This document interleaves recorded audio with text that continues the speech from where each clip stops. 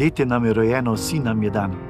Oblast je na njegovih ramah, imenuje se čudoviti svetovalec, močni Bog, večni Oče, knez miru.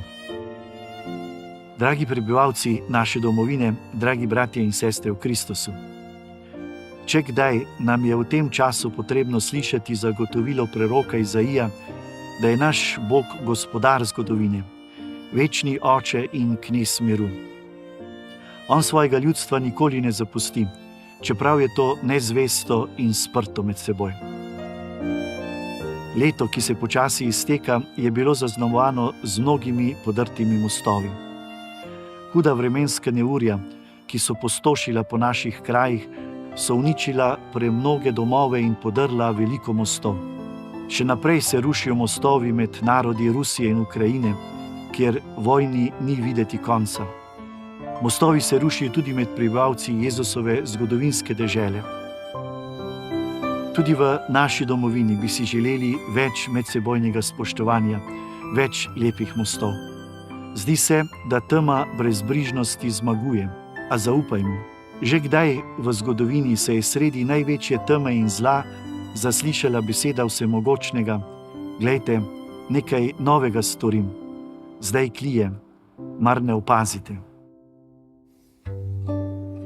Kneza miru prosimo, da bi te besede slišali vsi tisti, ki ste danes sami, ki ste žalostni in zaskrbljeni, ki še vedno čakate na varen most, ki ste razočarani nad družbo in tudi nad cerkvijo.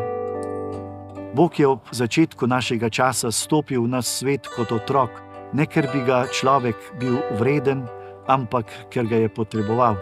Ne samo, da bi mu pomagal graditi mostove, ki bi spet vzpostavili porušene odnose med nami, ampak da bi sam postal most, ki bo človeka povezal v eno.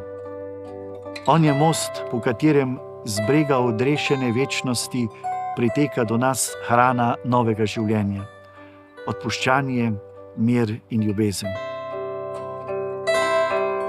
Škofje Katoliške cerkve v Sloveniji želimo vsem državljankam in državljanom naše domovine, dragim rojakom po svetu in vsem, ki v različnih stiskah kličete Božje pomoči, da bi se okrepili s to hrano upanja v teh prazničnih dneh.